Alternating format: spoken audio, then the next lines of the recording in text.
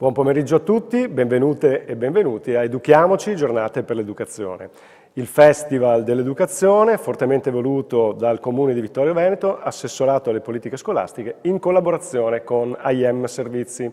Ringraziamo ancora una volta tutte le istituzioni che hanno patrocinato questo evento. Sono la Regione del Veneto, l'Ufficio Scolastico Regionale del Veneto, RAI Veneto, le Università di Verona, Parma e Milano Bicocca, l'Ordine degli Psicologi del Veneto, ULSS 2 Marca Trevigiana e la Conferenza dei Sindaci dell'ULSS 2. E insieme a questo ringraziamento ce n'è anche un altro molto sentito alle molte associazioni e realtà di questo territorio che hanno collaborato alla realizzazione dell'iniziativa e naturalmente a tutti i media partner che ci hanno aiutato a livello nazionale a diffonderlo il più possibile.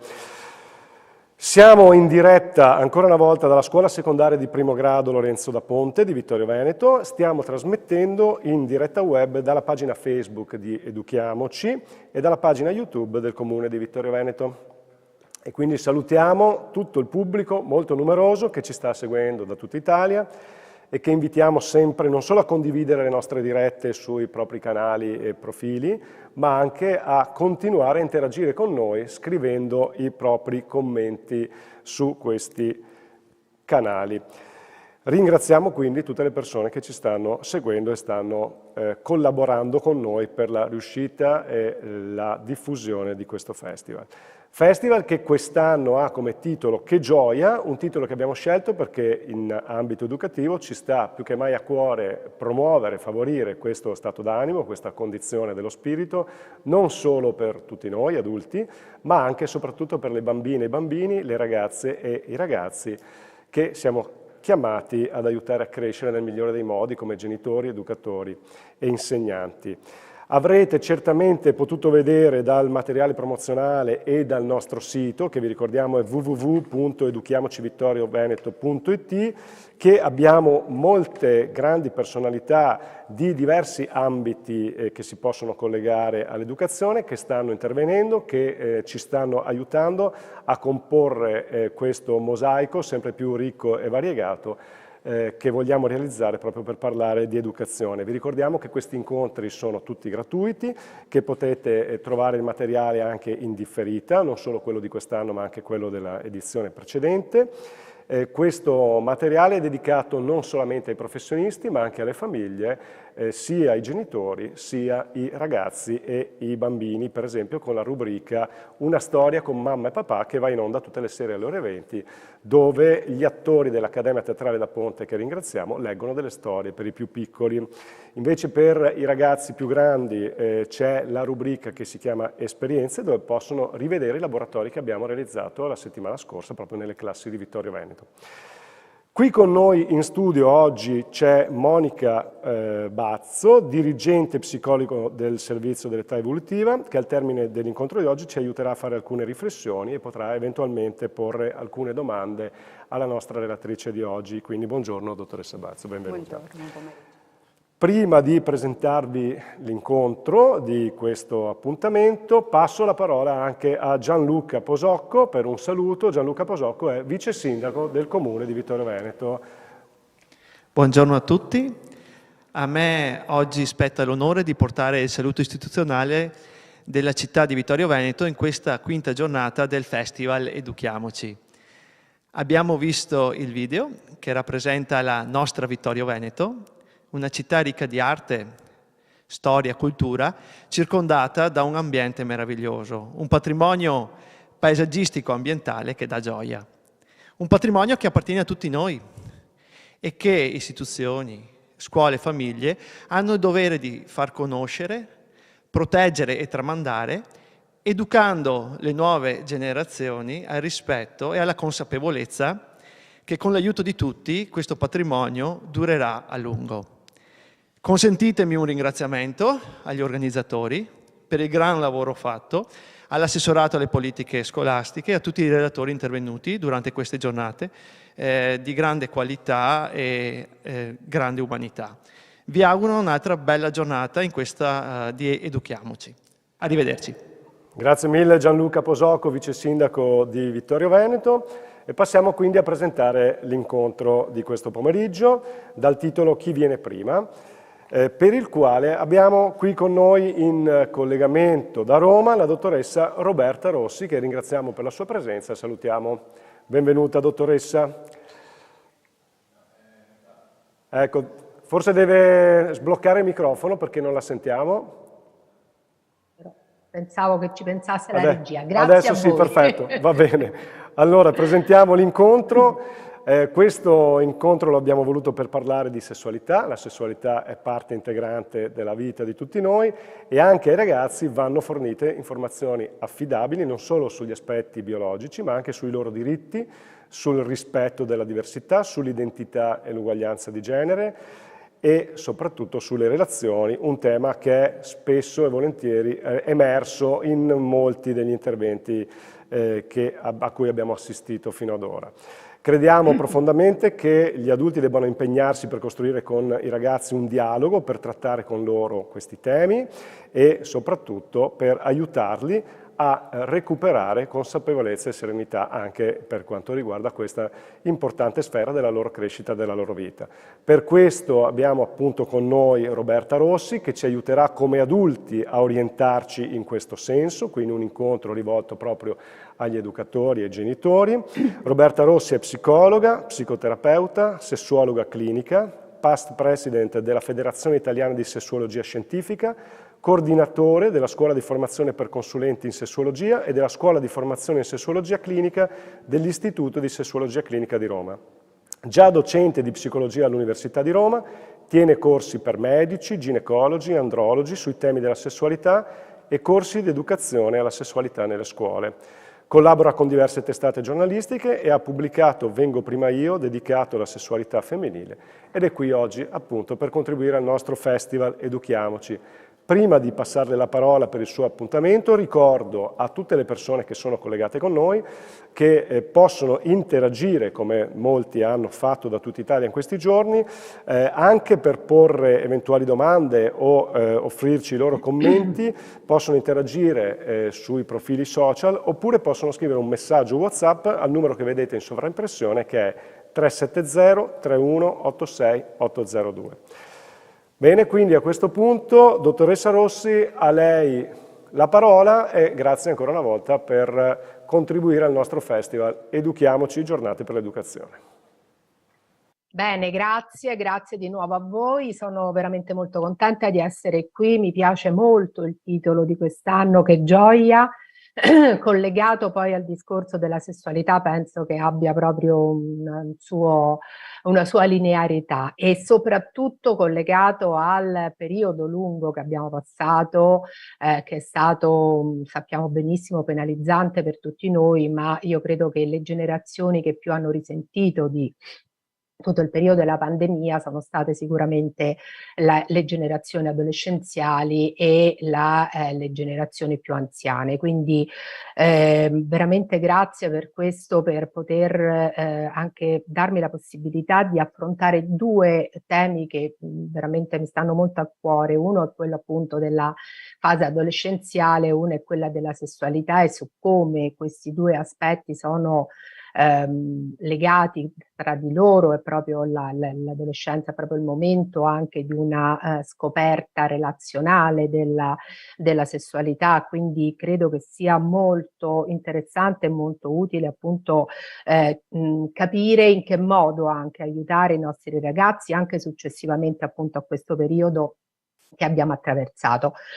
Io ho pensato di suddividere, diciamo così, questo mio intervento in due parti, una prima dove vorrei affrontare in maniera molto rapida, perché credo che chi prima di me ha parlato di questa fase di vita ha sicuramente già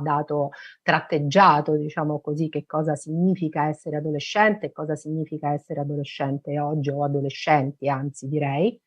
E l'altra appunto di collegare il discorso della sessualità e di dare anche delle indicazioni il più possibile pratiche, diciamo così, per poter affrontare queste tematiche. Quindi quando parliamo di questa fase di vita, quella dell'adolescenza, è sempre difficile fare delle generalizzazioni perché noi dovremmo parlare delle adolescenze, quindi di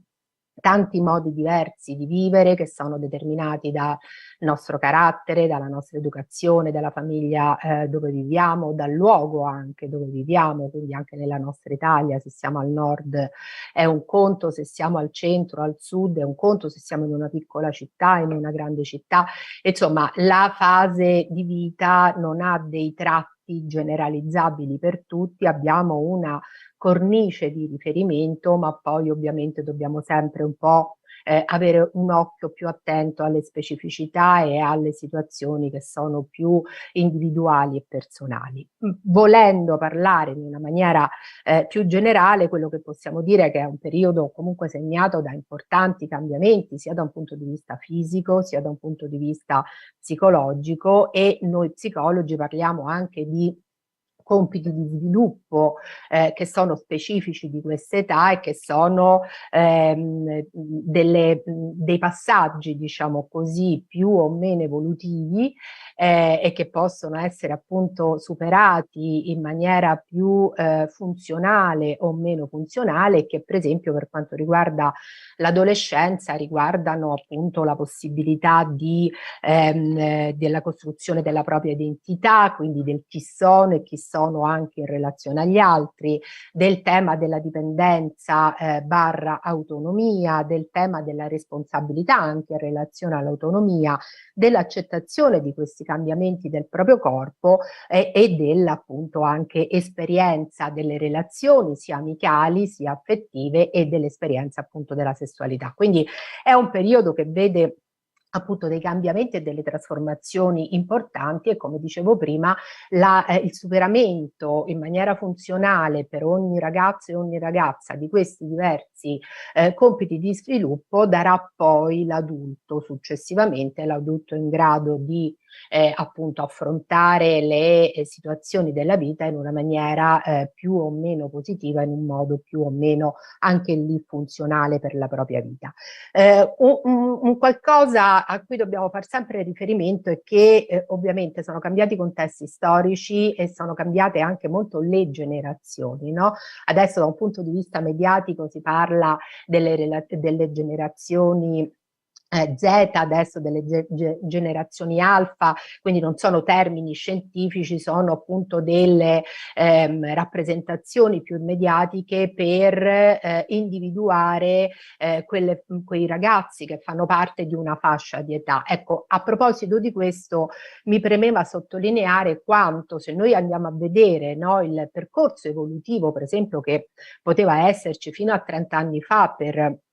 una persona che attraversava appunto l'adolescenza per poi diventare un giovane adulto ed un adulto successivamente, c'erano delle tappe più o meno definite, no? Più o meno lineari, abbastanza consecutive l'una con l'altra, quindi si studiava,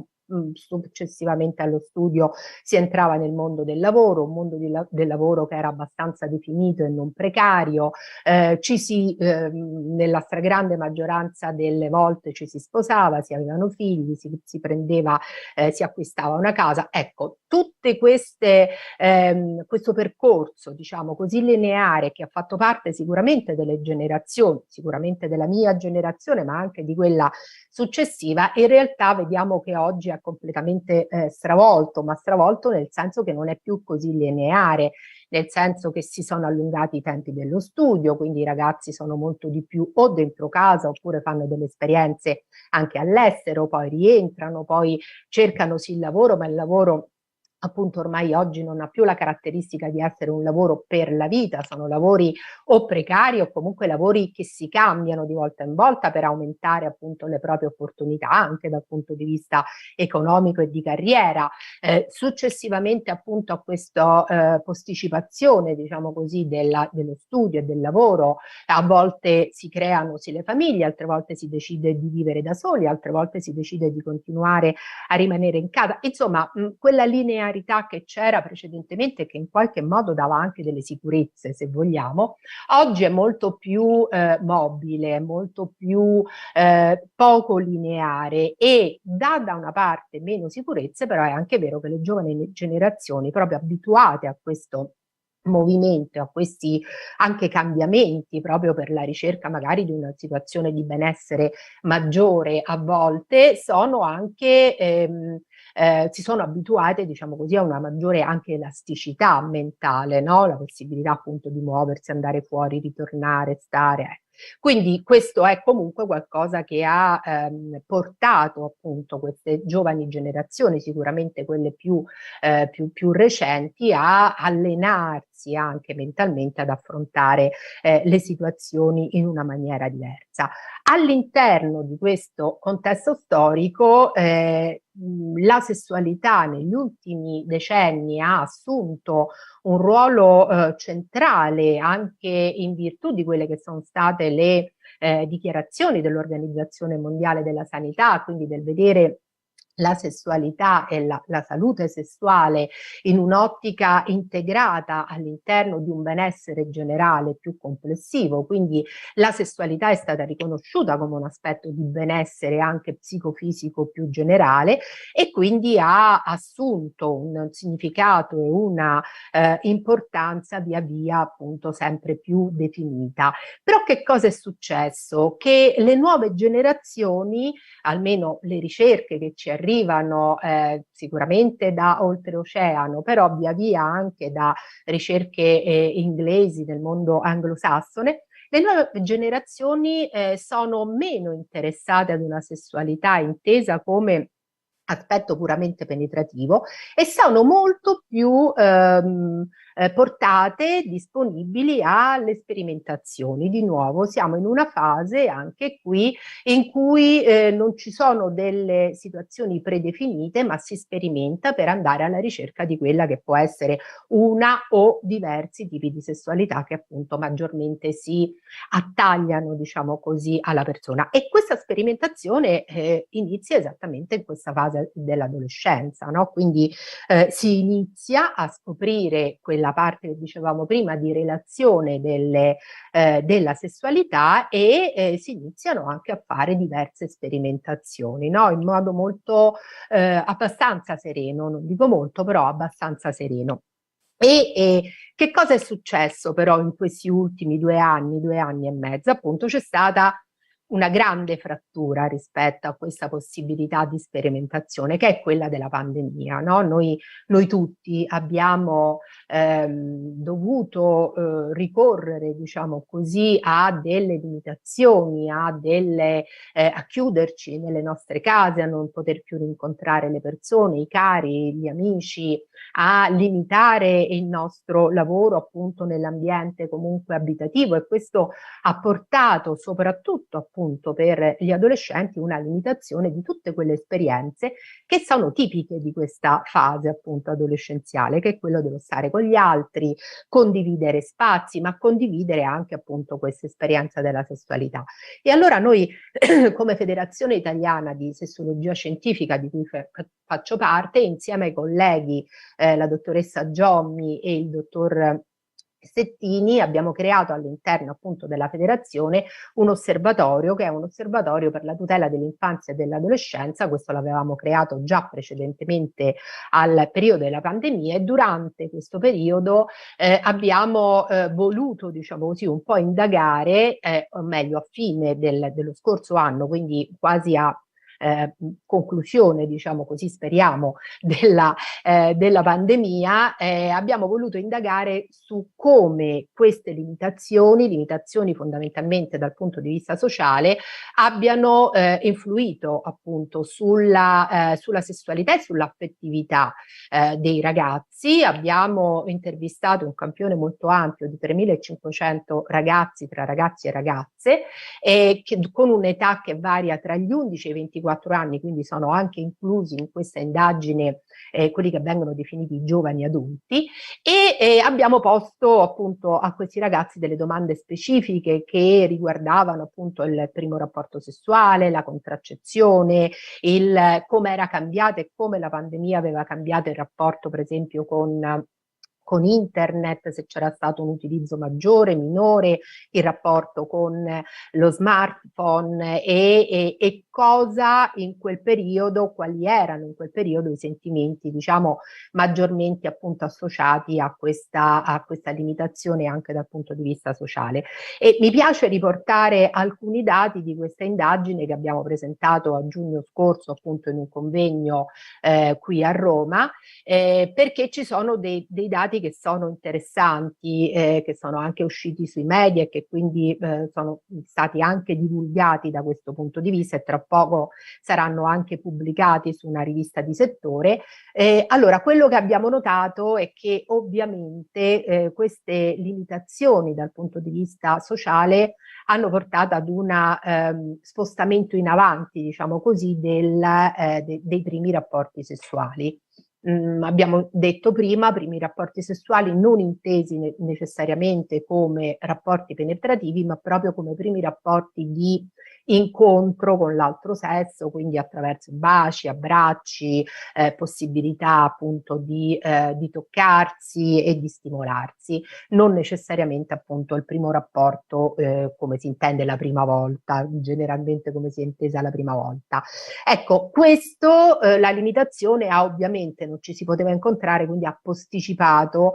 questo momento per cui i ragazzi di 16-17 anni hanno risposto che non avevano ancora avuto appunto nessun tipo di esperienza da questo punto di vista sessuale. Quindi questo è uno spostamento in avanti, era prevedibile, la limitazione sociale ha creato questo, i ragazzi non potevano incontrarsi, quindi questo aspetto vedremo poi negli anni, no? Come si svolgerà ulteriormente. Altra cosa importante, abbiamo chiesto se appunto la pandemia aveva portato ad un maggior uso per far fronte, no, a questa limitazione dal punto di vista sociale, a un maggior uso di internet o di telefonini per incontrarsi e vedersi con le altre persone e sorprendentemente il nostro campione, perché poi siamo continuamente, diciamo così, riceviamo informazioni sul fatto che c'è sempre più di più l'utilizzo di internet attraverso le chat, l'utilizzo della pornografia o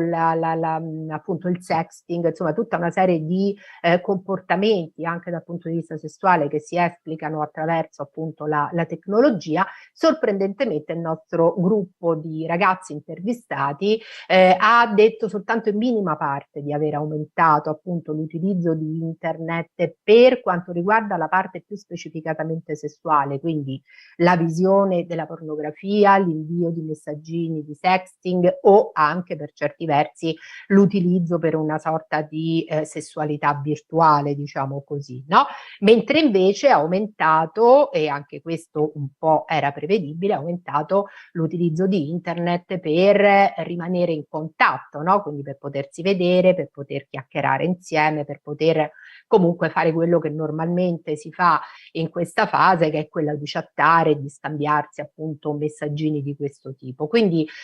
questo aspetto della sessualità in realtà durante il periodo della pandemia è stato veramente un pochino anche limitato e l'utilizzo della tecnologia non è stato così massivo come ci potevamo aspettare da una parte, ma i ragazzi ne hanno fatto un uso, diciamo così, moderato.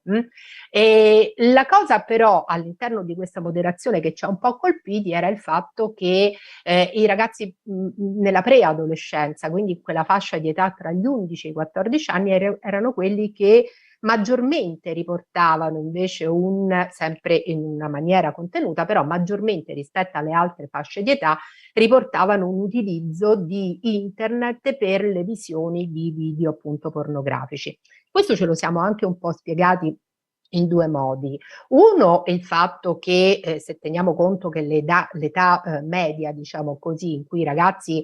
arrivano in possesso di un telefonino è intorno ai 10 anni, nel passaggio più o meno tra le scuole elementari e la prima media. Già in prima media troviamo quasi tutti i ragazzi che hanno il telefonino a portata di mano, quindi l'accesso, diciamo così, per la prima volta a questo strumento come strumento momento di possesso personale del ragazzo, e l'altro appunto la curiosità, no? Che in qualche modo, avendo internet a disposizione, avendo il telefonino a disposizione o utilizzando di più il computer, perché ovviamente si utilizzava per la scuola, quindi i ragazzi avevano un maggiore accesso anche ad internet, ecco che tutto questo abbia portato i più piccoli ad essere più curiosi di questo mondo che comunque conoscono, che comunque gira, diciamo così, tra i ragazzi, i filmati più o meno soft,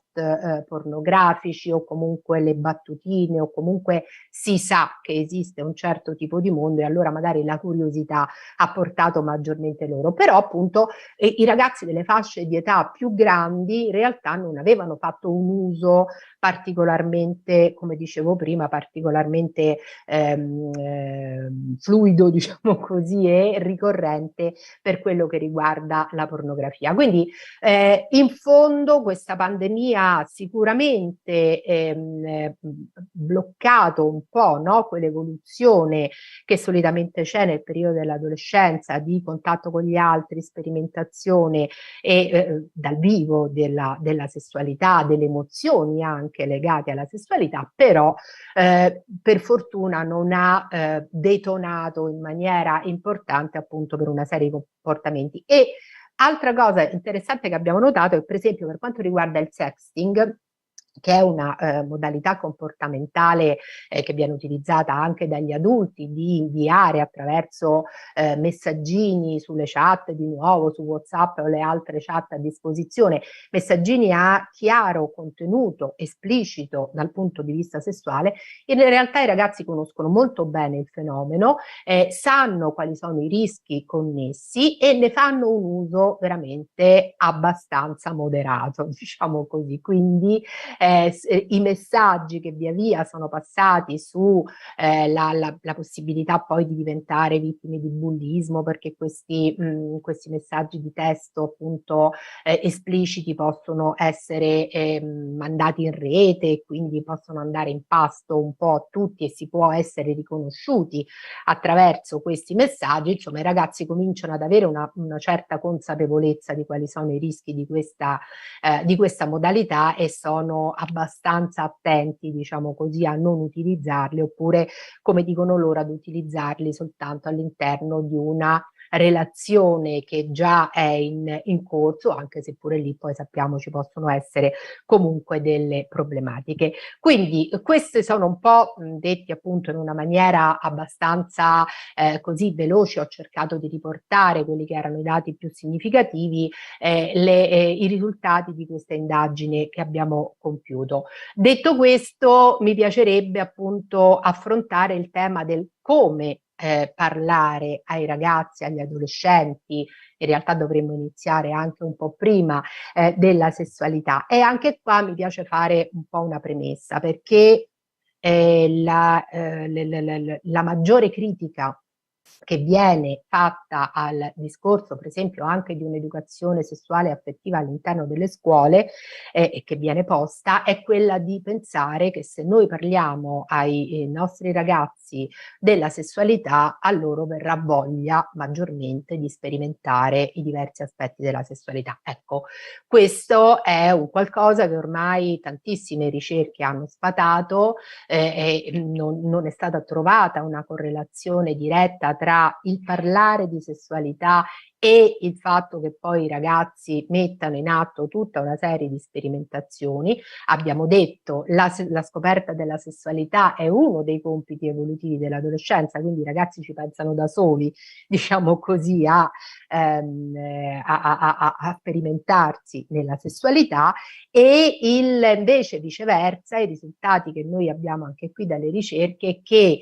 dare strumenti, dare conoscenze, dare informazioni valide scientificamente ai ragazzi e alle ragazze sulla sessualità è qualcosa che aiuta a gestire in una maniera più consapevole appunto le proprie esperienze dal punto di vista sessuale. Quindi non c'è nessun rischio anticipazione, ma c'è anzi il beneficio del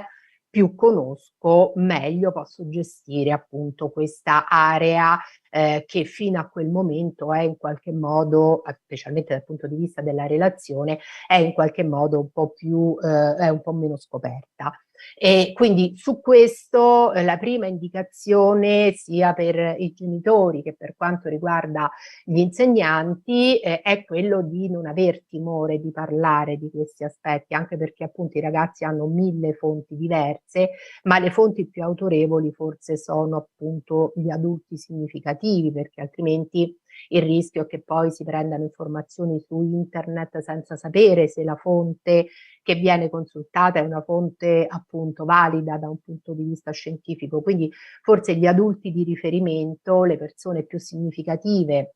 per i ragazzi sono la fonte migliore, diciamo così, no? Per poter avere le informazioni. Cosa però a volte mette nelle condizioni sia i genitori ma anche alcune volte gli insegnanti, anche qui non generalizzo perché non è da generalizzare, però è la difficoltà di parlare di questi temi, no? E allora anche qui ci viene in aiuto l'Organizzazione Mondiale della Sanità. Noi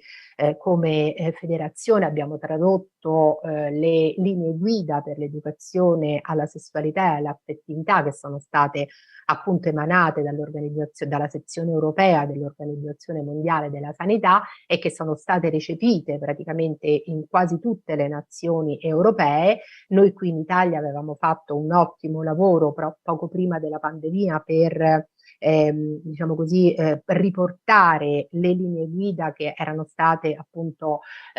promulgate dall'OMS alla nostra situazione, alla nostra cultura italiana, dopodiché purtroppo siamo entrati in pandemia, precedentemente c'era stata anche dal punto di vista politico la caduta del governo e quindi queste linee guida adesso sono in un cassetto da qualche parte del Ministero della Salute e non sono state più riprese, adesso forse c'è stato qualche movimento, ma adesso vedremo che cosa succederà. Però una cosa importante, che anche questa mi preme sottolineare, è che noi appunto no, viviamo un po' uno scollamento tra quello che è l'aspetto politico, perché se vogliamo introdurre l'educazione sessuale e affettiva all'interno delle scuole ci deve essere la possibilità di promulgare una legge che organizzi diciamo questo tipo di lavoro, e lo scolamento dal paese reale, dove tantissime per fortuna esperienze riescono ad entrare nelle scuole, riescono a fornire queste informazioni, ovviamente non essendoci una cabina di regia, diciamo così, che dà le indicazioni su su cosa parlare, su come affrontarlo, su quali eventualmente attivazioni fare,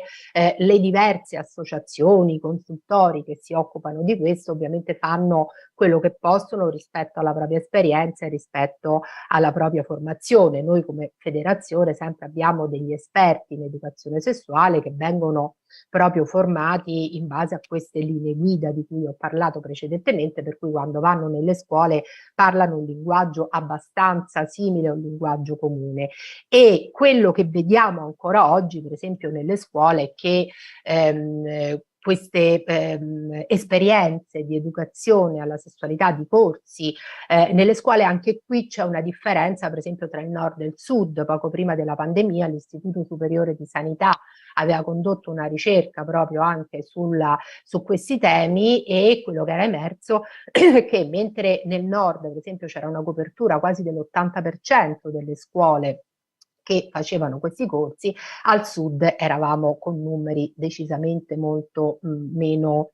importanti, diciamo. Quindi anche questa è una bella differenza che andrebbe colmata, perché i ragazzi del nord hanno più o meno le stesse esigenze dei ragazzi del sud, quindi, e hanno anche gli stessi diritti di essere informati ed informati in una maniera adeguata. Però ritornando a che cosa possiamo fare noi in attesa che ci sia anche la possibilità di avere una legge in questo senso. Un aspetto importante proprio legato al discorso del non avere timore di parlare di sessualità è legato però all'imbarazzo e al disagio che come adulti potremmo provare nel parlare di questi argomenti con i nostri ragazzi, no? Col timore di essere da una parte invadenti, dall'altra forse di non affrontare l'argomento giusto. Allora, diciamoci molto chiaramente che questo fa un po' parte del pacchetto, cioè avere l'imbarazzo, avere il disagio fa un po' parte del pacchetto sessualità, proprio perché la sessualità è, come dire, ammantata, ogni vissuto nostro sessuale è ammantato da quello che è la nostra esperienza, la nostra educazione, i messaggi che abbiamo ricevuto, che quindi ci hanno fatto muovere, diciamo così, nei confronti della sessualità in una maniera gioiosa oppure invece in una maniera preoccupante o difficoltosa. Quindi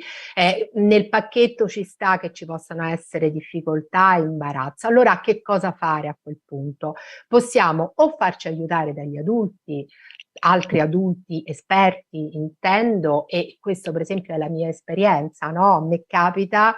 sempre più frequentemente che ci siano genitori che mi chiedono di essere aiutati per parlare con i propri figli, per esempio, di alcuni aspetti della sessualità, magari perché hanno visto delle cose, hanno intuite delle altre, è il momento giusto secondo loro per parlarne, però non sentendosi a pieno titolo diciamo competenti, ma non solo da un punto di vista di conoscenze, ma anche emotivamente competenti, allora chiedono un aiuto e questa può essere una possibilità. Oppure l'altra possibilità appunto è di delegare in qualche modo questa parte educativa a delle figure appunto di esperti e lì si crea il grosso dilemma, diciamo così, no? Di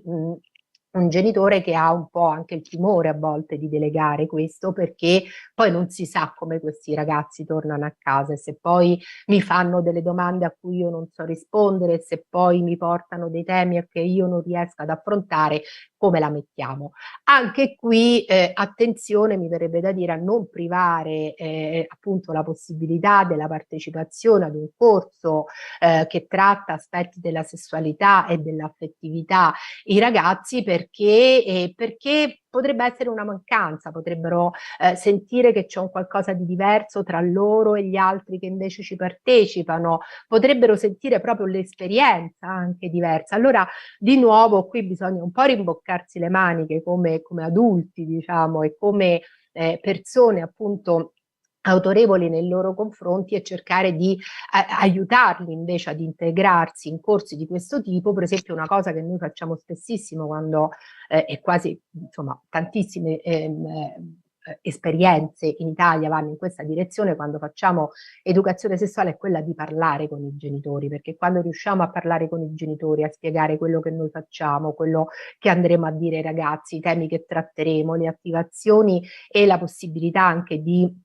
aiutarli a sviluppare un pensiero un po' critico, diciamo così, nei confronti della sessualità e di un magari dilagare della sessualità in certi modi, in certe maniere, beh, i genitori sono più che contenti di fare intervenire i propri figli a questo corso e li sentiamo anche molto complici, no? Quindi se c'è qualche difficoltà ce la raccontano, ce la vengono a dire e insieme si trova il modo appunto per affrontare poi la situazione sia nel gruppo con cui si lavora e sia magari anche singolarmente. Quindi l'idea di poter sempre avere aperta la porta, no? Per poter dialogare, per poter parlare su questo e per poter trovare una strada comune che quindi non privi i ragazzi di alcune conoscenze e di alcune esperienze, ma che permetta agli adulti di viaggiare insomma un po' sintonizzati, no? E quindi anche sull'idea di che cosa può essere buono appunto passare in quel momento. E come dicevo prima, ovviamente questo discorso con gli adolescenti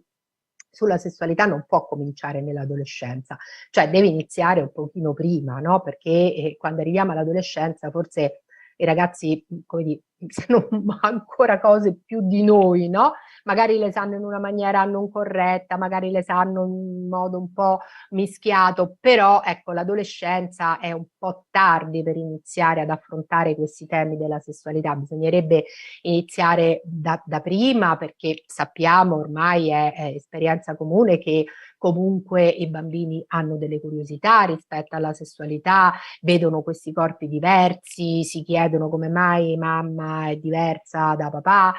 si chiedono come nascono i bambini, insomma tutte quelle domande che ovviamente, no, i bambini in maniera sempre più anticipata, possiamo dire, comunque si chiedono, e quindi bisognerebbe partire da prima, ovviamente in relazione a quella che è l'età del bambino, di quello che si può, e ci sono tanti libri su questo che possono aiutare e accompagnare, diciamo, anche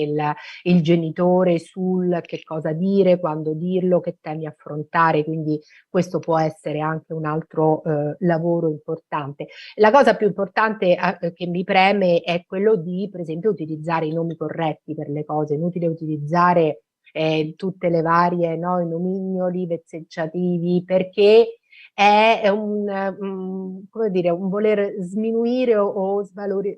sì, non dare valore appunto al nome chiaro degli organi genitali, per esempio, no? C'è un pene, c'è una vagina.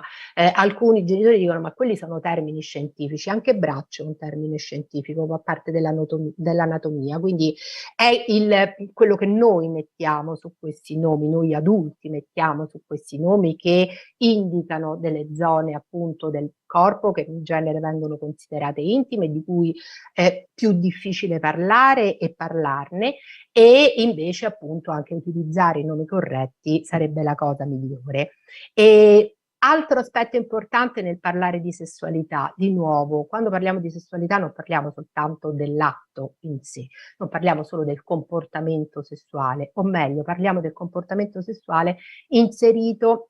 all'interno o di una relazione o con se stessi, e comunque con tutti i correlati emotivi e di vissuto e anche i valori. Perché appunto dicevamo all'inizio ci sono, come dire, ognuno di noi cresce all'interno di una famiglia che ha dei valori specifici su tutta una serie di aspetti, tra cui anche sul discorso della sessualità. E allora quando parliamo di sessualità parliamo anche di questi valori, no? Parliamo anche dei pregiudizi, parliamo anche di tutte quelle, come dire, linee guida culturali che appunto ci guidano nel nostro modo di porci di fronte a temi importanti, quali può essere il discorso dell'orientamento sessuale o quello della varianza di genere, quindi insomma, o anche a modalità comportamentali diverse, no? Oggi si parla di poliamore, si parla di relazioni anche diverse, quindi insomma sono tutti aspetti che riguardano comunque il discorso della sessualità e che in ognuno di noi possono smuovere, diciamo così, delle corde più o meno specifiche. Allora che cosa è importante per noi adulti che andiamo a parlare con questi ragazzi? Quindi intendo tutti noi esperti, i genitori, gli insegnanti o chiunque comunque abbia un rapporto con loro. È la consapevolezza dei nostri vissuti dal punto di vista sessuale, cioè dobbiamo essere consapevoli di quello che per noi ha significato anche questo discorso sulla sessualità, quella che è stata un po' la nostra storia, quelle che sono stati gli aspetti che ci hanno reso questa parte della nostra vita serena, felice, piacevole, oppure che invece l'hanno resa difficoltosa e magari appunto alcune volte anche neanche nemmeno vissuta, no? Quindi già questa consapevolezza, io per esempio un suggerimento che do sempre ai genitori è: provate ad immaginare il momento in cui vostro figlio o vostra figlia vi dirà, che ne so, vostra figlia vi dirà mamma voglio andare dalla ginecologa perché ho avuto i primi rapporti o ho intenzione di avere i primi rapporti sessuali. Ecco, provare ad immaginarlo significa non trovarsi impreparato a quando, se succederà un momento del genere, non trovarsi preparato emotivamente, perché magari il genitore sa che cosa è giusto fare, ma è l'emotività di quel momento, è l'emozione di quel momento, no? Che a volte ci fa rimanere senza parole, a volte ci fa dire sì, sì, sì, va bene, adesso dopo ne parliamo, non ti preoccupare, perché non sappiamo come gestire la nostra emotività in quel momento, no? Allora provare ad immaginare situazioni di questo tipo, oppure un figlio che viene e ci racconta della sua difficoltà dal punto di vista sessuale, oppure non so chi di voi ha visto l'ultima stagione di Scam, questa serie televisiva di Netflix, dove appunto il protagonista ha un problema fisico, no? E non ne parla con nessuno e si è fatto vedere di alcuni andrologi da solo, quindi ha vissuto questo momento in solitudine, e quanto invece è importante accompagnare, no, i ragazzi, però provare a immaginare nel momento in cui nostro figlio ci dice ho un problema, no? Cioè che reazione c'è su un problema della sessualità che è anche diverso da altri problemi che magari i ragazzi ci possono raccontare, oppure il non raccontarceli per niente, no? Che è un'altra faccia ancora, che è però è ancora più significativo di quanto questa porta dell'imbarazzo e del disagio ci fa tenere proprio chiusa a chiave, appunto, la porta stessa, no? Non lasciare quello spiraglio in cui magari il figlio o la figlia si sentono liberi anche di poter parlare. Per questo che dico, questo è un discorso che va costruito anche da prima, no? Cioè sapere di avere un genitore con cui posso parlare delle varie difficoltà o delle varie tematiche, compresa anche appunto quella della sessualità, e quindi quanto è importante l'utilizzo delle parole, la possibilità appunto di poter affrontare per fondamentalmente una cosa, passare anche, appunto il tema è la gioia, no? Passare anche un messaggio positivo sulla sessualità. Noi per anni abbiamo parlato di sessualità sottolineando tutti gli aspetti di rischi e pericoli legati a questa benedetta sessualità. Beh, forse è arrivato anche il momento di, ce lo dice anche l'Organizzazione Mondiale di Sanità, di provare a dare anche dei messaggi positivi, perché la sessualità è un aspetto bello, è un aspetto che ci fa entrare in contatto con gli altri, ci fa entrare in contatto con noi stessi, è un aspetto da cui possiamo provare anche un piacere sessuale, e far questo tipo di discorso non significa non affrontare le difficoltà quando ci stanno, l'abbiamo detto prima, però far questo tipo di discorso e passare a questo tipo di messaggio sulla sessualità vuol dire anche come dire, aiutare i ragazzi a trovare e a individuare delle strategie per cui possano prendersi cura della loro salute sessuale, per cui se c'è appunto in questo caso una difficoltà possano chiedere il prima possibile di affrontare quella difficoltà, e non, come magari mi è capitato, avere coppie che stanno insieme da 20 anni e non hanno mai avuto un rapporto, per dire, no? Perché? Perché si vergognano a parlarne, perché pensano di esporsi troppo, perché pensano di essere gli unici al mondo ad avere questo tipo di difficoltà. Allora, parlare in un senso positivo aiuta appunto i ragazzi a creare le loro strategie per potersi prendere cura della salute sessuale, che poi è un concetto che ci accompagna un po' in tutta la nostra vita, con momenti di alti e di bassi, però appunto è un qualcosa che ci riguarda e che riguarda il nostro benessere più generale, perché questo discorso di questa visione positiva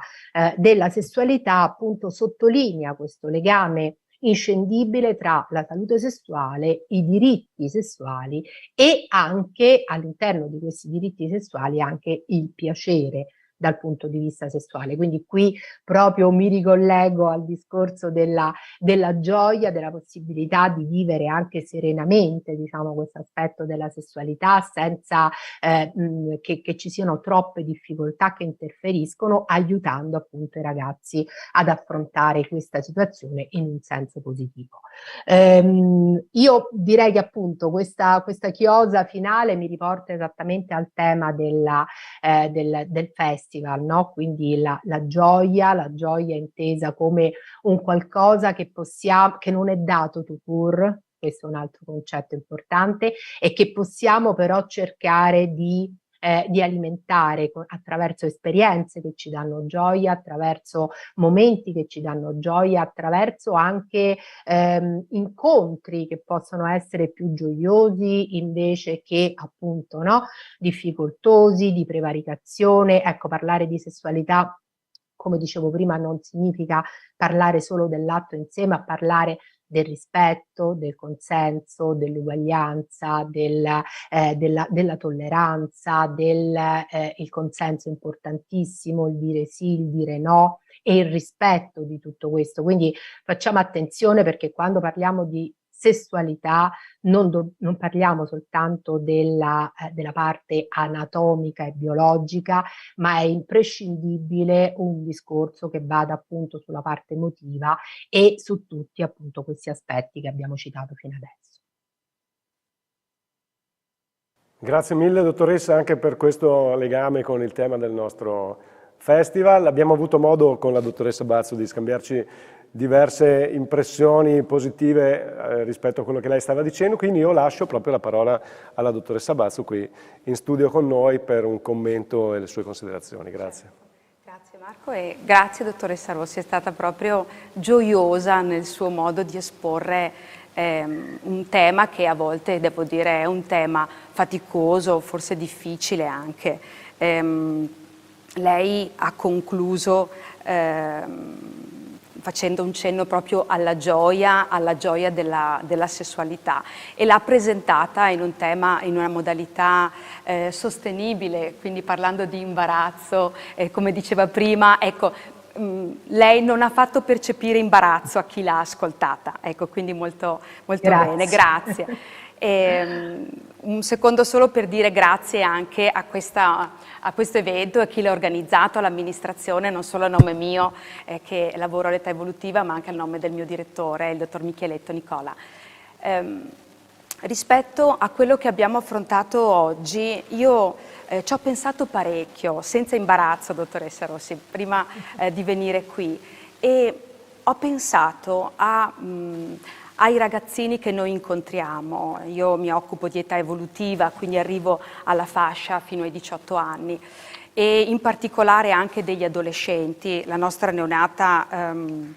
unità operativa di neuropsichiatria dell'adolescenza incontra ragazzini dai 14 anni ai 18 che spesso portano le loro fatiche rispetto alla sessualità, in particolare rispetto alla loro identità sessuale, a come loro si vivono, a come si sentono vissuti dagli altri, a volte anche stigmatizzati. Certo, questo è vero, però la sessualità è un compito di sviluppo e di conseguenza è un argomento che i nostri ragazzi ci portano nelle sedute. Però io abbiamo notato una sorta di, a volte di scissione, uso un termine forte, non necessariamente nel senso clinico, di scissione nel loro modo di vivere la sessualità, dottoressa. Da una parte ho la sensazione che ci siano soprattutto i più piccolini, lei citava la fascia d'età 11-14, ecco, forse io in questo momento mi riferisco proprio a questa fascia. Una sessualità vissuta come con una sessualità fisica, pulsionale, come posso dire, una sessualità a volte anche imitata, perché sono ragazzini molto esposti alla pornografia, molto liberi nell'accesso a internet, e quindi questa sessουalità fisica la vedo scissa invece dal loro mondo interno. Cioè, è come se questi ragazzini fossero quasi spaventati all'idea di innamorarsi, no? Come se la gioia dell'innamoramento fossero meno interessati. Ecco perché parlo di scissione. Da una parte la pulsione, la fisicità, e dall'altra invece loro sono lontani dal mondo interno, dalle emozioni legate alla sessualità, dall'affettività legata alla sessualità. È vero, dobbiamo superare il tabù di tanti anni fa, dove la sessualità era una sessualità censurata. A volte invece adesso forse ci ritroviamo una sessualità dove diventa un argomento quasi banale, a volte banalizzato, e quindi privo di valori. Però tornando alla sessualità nel senso di scissione fra quello che i ragazzi fanno e agiscono, è disconnesso secondo me dal loro mondo interno, o ne hanno paura. Quindi le faccio questa domanda: come possiamo riconnettere questa fascia d'età che sta diventando, abbiamo visto i numeri del dottor Vicari l'altra sera, sta diventando, insomma, le difficoltà sono sempre più importanti. Come riusciamo a ridurre questa disconnessione, questa scissione fra un mondo interno e la loro sessualità agita più che altro? Certo, sì, è verissimo questa cosa, in parte è come dire, un passaggio fisiologico, mi viene da dire, no? Nel senso che comunque l'età di cui stiamo parlando è proprio l'età della pubertà, quindi sono gli ormoni, diciamo così, che entrano in circolo e che danno una scossa fortissima, soprattutto ai maschi, ovviamente questo. E quindi questa cosa, no, essere in un corpo di un maschietto in quell'età con questa pulsione anche così forte, determinata proprio dagli ormoni, è un passaggio, un momento di passaggio. E mi associo appunto a quello che lei dice, come aiutarli a ricomporre questi due aspetti. Ecco, io credo che lì entri la possibilità di parlare con loro, discutere con loro di che cosa vuol dire sessualità, che c'è sì questa parte di impulso, c'è sì questa parte pulsionale che è fortissima in quel momento, ma c'è molto altro che in quel momento, giustamente come dice lei, magari spaventa anche, no? Perché poi a volte l'emozione spaventa più della pulsione per certi versi, perché sono tutti aspetti che conosciamo un po' meno, no? Cioè è chiaro che l'emotività la conosciamo perché l'abbiamo sperimentata nella famiglia, ma qui parliamo anche di una emozione di relazione, cioè di sentire qualcosa nei confronti dell'altra persona che è un qualcosa di fisico, ma è anche un qualcosa, nella stragrande maggioranza delle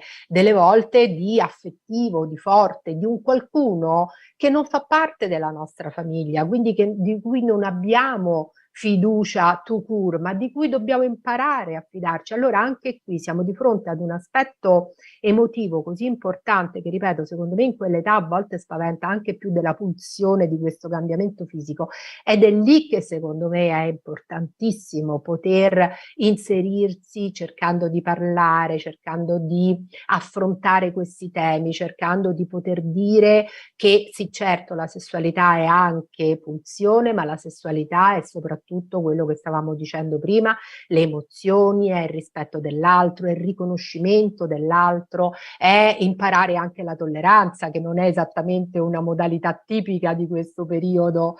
di vita,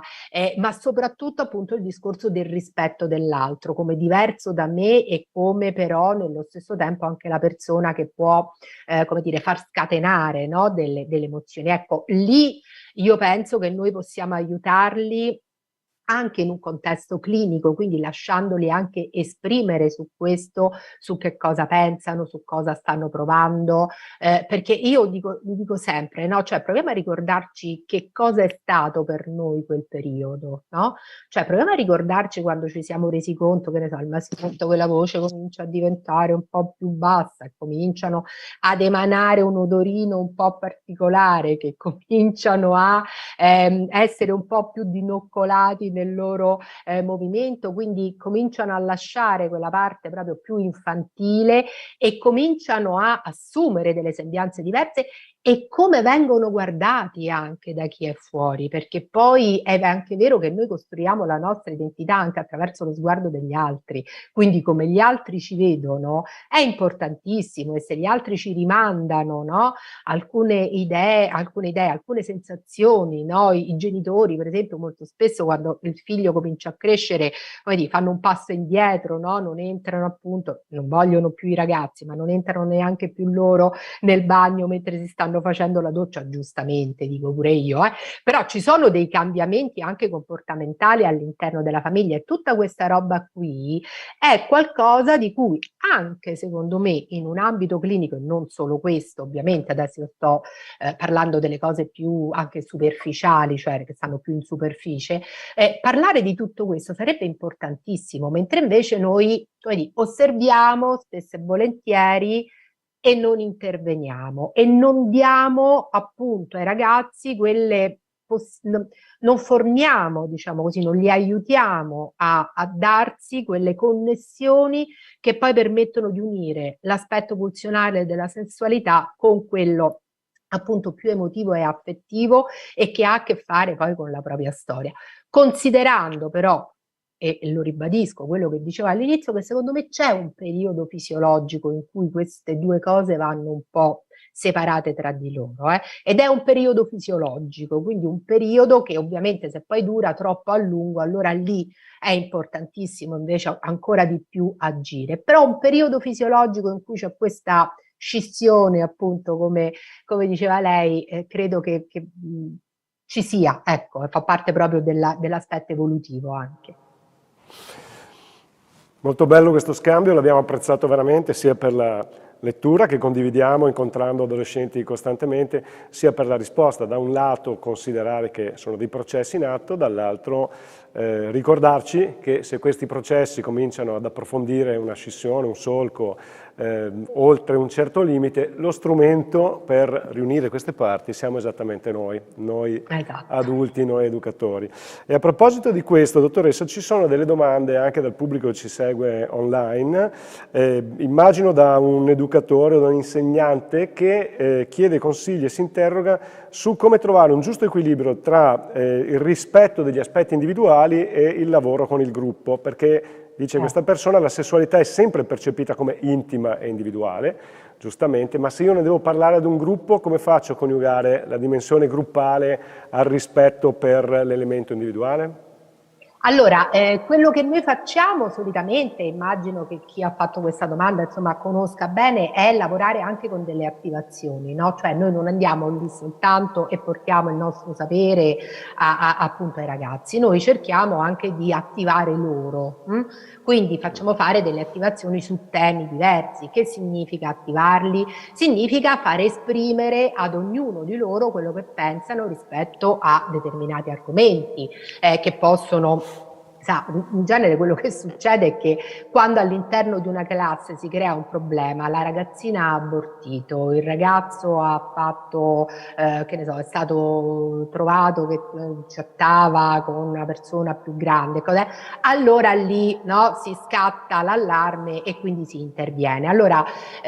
ovviamente non dobbiamo arrivare, secondo me, il mio modestissimo parere, a queste situazioni, però purtroppo molte volte riusciamo a entrare nelle scuole su questa emergenza e quindi lì ci cambia un po' il discorso. Ma ritornando alla domanda, l'attivazione permette all'interno del gruppo ad ognuno dei ragazzi di esprimere quello che pensano e quello che sentono, diciamo così, anche nel rispetto del gruppo, appunto, rispetto a quella determinata situazione. Allora, fare un lavoro sull'esperienza è qualche cosa che è utile associare ad un lavoro di passaggio informativo, perché le due cose insieme danno poi un'esperienza educativa. Ok? Quindi non è solo la parte teorica che ci interessa, che è importantissima per carità, ma è anche la possibilità di dare a questi ragazzi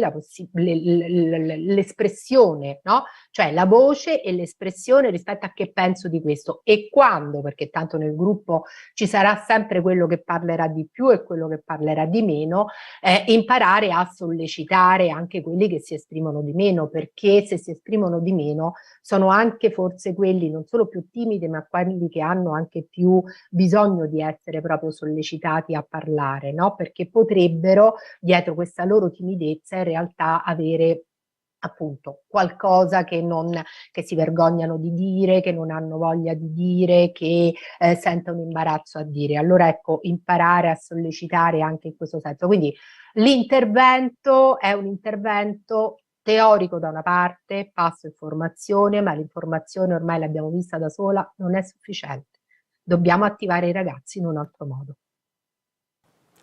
Grazie dottoressa. Noi approfittiamo, come stanno facendo anche le persone che sono collegate, per chiederle ulteriori consigli proprio anche molto pratici, perché lei ha dimostrato una grande sensibilità anche alle difficoltà dei genitori, che era appunto il nostro tema di oggi. In particolare abbiamo apprezzato l'indicazione che la prima cosa da fare è trovare un po' un nostro baricentro rispetto a come noi stessi viviamo questi argomenti prima di affrontarli con i ragazzi. Un'indicazione veramente molto utile in termini proprio di postura, diciamo così. E Sì. poi ci sono le richieste invece anche proprio più spicciole e concrete, come per esempio questa. Come possiamo parlarne più piccoli per affrontare questo argomento evitando l'imbarazzo, quindi come possiamo fare concretamente, se ci sono delle indicazioni da parte sua, oppure degli strumenti che può consigliare ai nostri ascoltatori. Ma come dicevo prima, appunto per i più piccoli adesso veramente c'è una bibliografia estesissima per le varie situazioni, per le varie età soprattutto, quindi insomma basta fare anche in internet in realtà, ma se volete posso anche mandare delle indicazioni più precise che poi possono essere girate appunto al pubblico che ci sta ascoltando, e quindi l'ausilio del libro che ovviamente l'adulto deve prima come dire, leggere per sé e individuare per bene in base a quello di che cosa voglio parlare con mio figlio e quali sono, no, le basi da cui partire. In genere, come dicevo prima, le basi da cui partire sono le differenze dei corpi, un corpo con delle sembianze maschili, un corpo con delle sembianze femminili e poi appunto come sono nato, no? Queste sono le primissime domande che i bambini si pongono e le prime curiosità che hanno. Quindi dei libri appositi che trattano questo e che leggendoli con i nostri più piccolini possiamo cominciare ad affrontare delle cose. Lo stesso argomento può essere affrontato a tappe, perché all'inizio magari, che ne so, rispetto al concepimento darò alcune informazioni, andando avanti poi dirò che c'è un ovulo che si incontra con uno spermatozoo, ok? Cioè comincerò a parlare sempre più nello specifico, però intanto creo la cornice di riferimento, no? Cioè creo comunque quella situazione in cui inserisco e in cui comincio a parlare anche del mamma e papà eventualmente ci hanno pensato molto, ti hanno desiderato, oppure non ci hanno pensato molto, non ci hanno pensato per niente, comunque no? Cioè il fatto che quell'atto è un atto che comunque nasce da una decisione che il bimbo è stato desiderato, che è stato amato, quindi cominciamo a inserire anche i concetti emotivi, no? Legati al perché sono nato e poi rispetto ai corpi, no? Perché quello è così e perché quell'altro è così. Quindi i libri sono la cosa più importante. Tantissimi anni fa uscirono quelle bellissime cassette di Repubblica, ma ormai non sono più ovviamente disponibili, che era l'Albero della Vita, quindi ci sono anche dei video, che non sono questi ovviamente, ma video più recenti che possono essere utilizzati. Quindi farsi aiutare, se uno si fa aiutare sia da appunto il confronto con un esperto, diciamo così, ossia proprio leggendo, no? Leggendo, prendendo questi libri, vedendo come vengono affrontati. L'imbarazzo piano piano decade e ci si sente, e decade in maniera proporzionale a quanto io mi sento più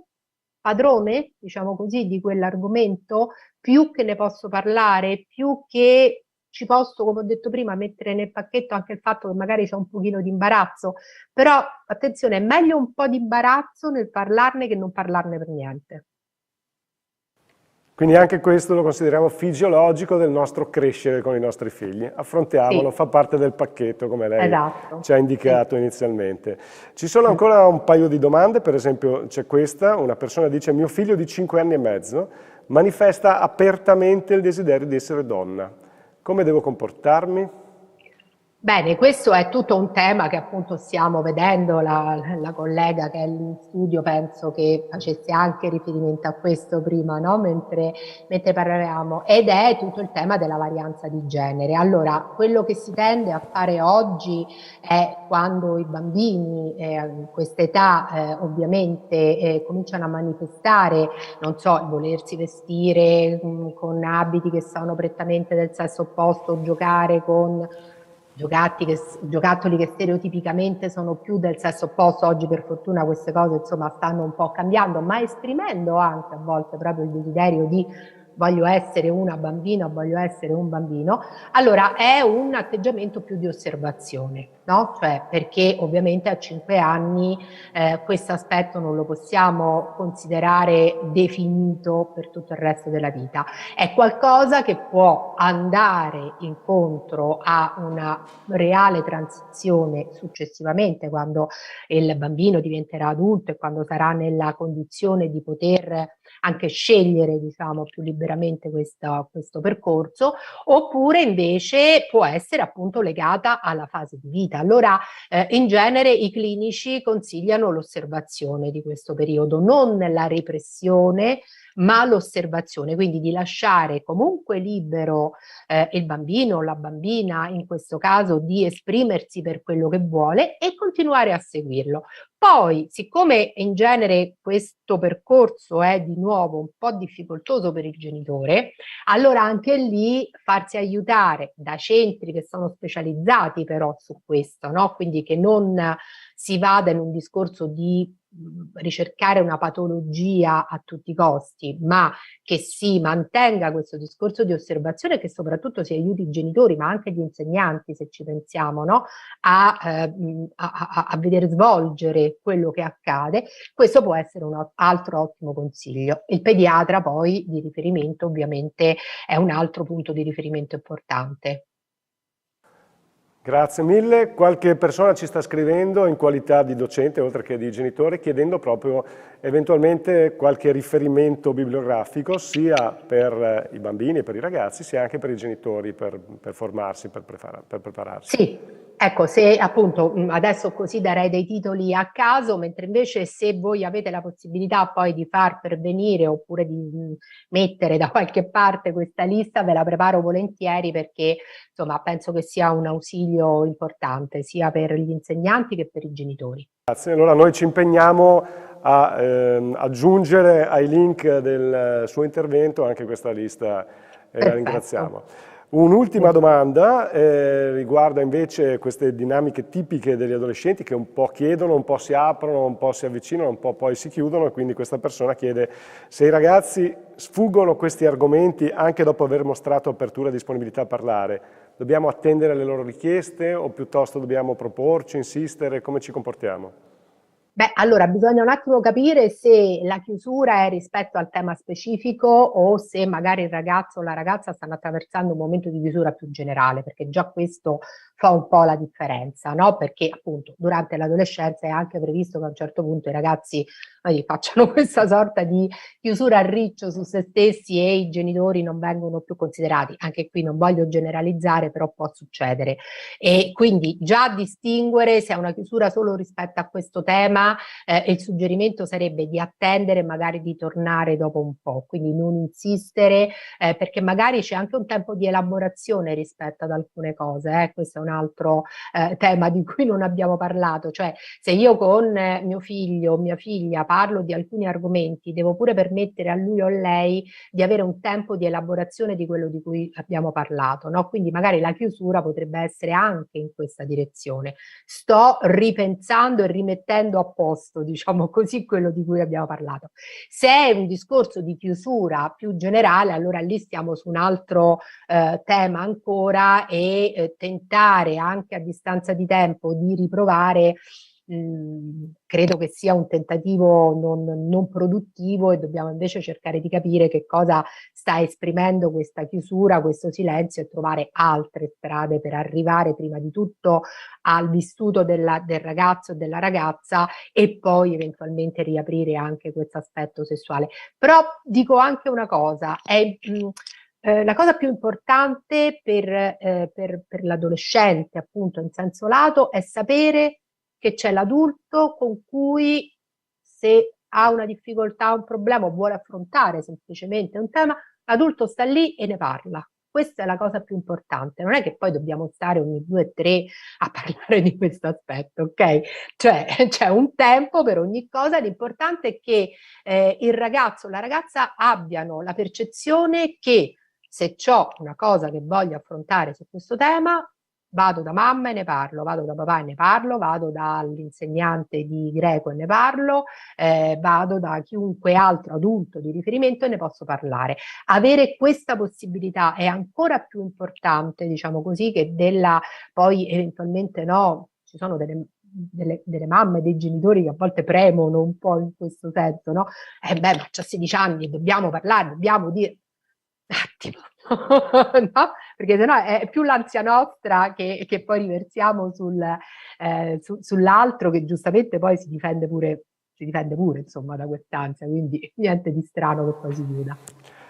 Una bella conclusione degna di questo bellissimo incontro, veramente la ringraziamo, una degna conclusione che ci invita a essere presenti, a farci percepire presenti, a far percepire che li vediamo, che siamo lì per loro, anche se questo non si traduce sempre in pungoli, stimoli e spinte alla comunicazione. Questo credo che sia un bel messaggio da mandare ai genitori degli adolescenti che si interrogano perché non mi parla, glielo chiedono, non glielo chiedo. Ecco, intanto far percepire che noi ci siamo, che li vediamo e che li pensiamo è già molto importante.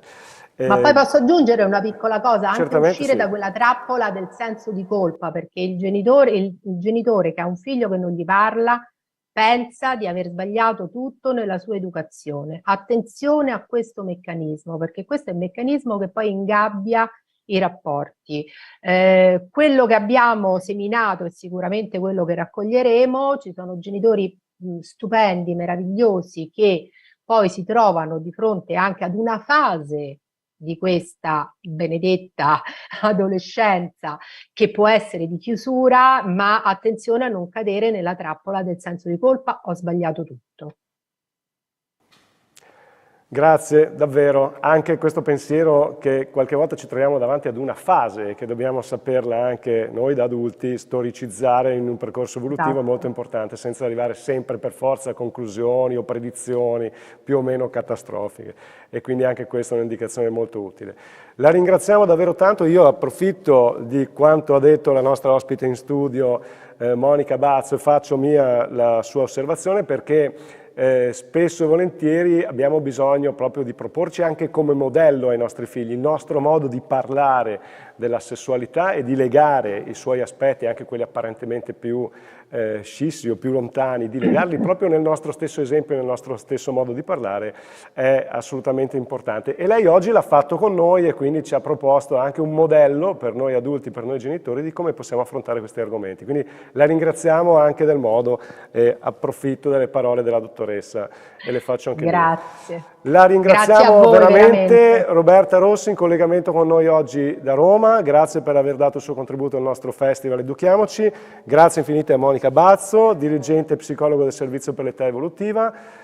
Quindi questo incontro volge al termine. Prima di salutarci ricordo a tutte le persone che sono collegate con noi che alle 17:30 faremo una tavola rotonda dal titolo Facciamo il punto, alla quale parteciperanno dirigenti, politici e amministratori. Lo scopo di questo incontro è fare tesoro dei moltissimi stimoli, delle molte indicazioni che ci sono arrivate, non ultima quella di oggi, per tradurle in scelte anche politiche, anche strategiche, anche di investimento, anche di impegno, e quindi non a caso avremo queste persone qui presenti con noi per fare il punto. Quindi vi invitiamo a partecipare anche a questo incontro delle 17:30. Questa sera alle 20:30 invece avremo in collegamento Daniele Novara che ci parlerà di comunità educante in un incontro dal titolo Nessuno escluso. E con questo è tutto. Il Comune di Vittorio Veneto, assessorato alle politiche scolastiche, vi ringrazia di cuore per aver partecipato, vi invitiamo a rimanere con noi, consultate il nostro sito www.educhiamocivittorioveneto.it. Buona continuazione di pomeriggio a tutti voi.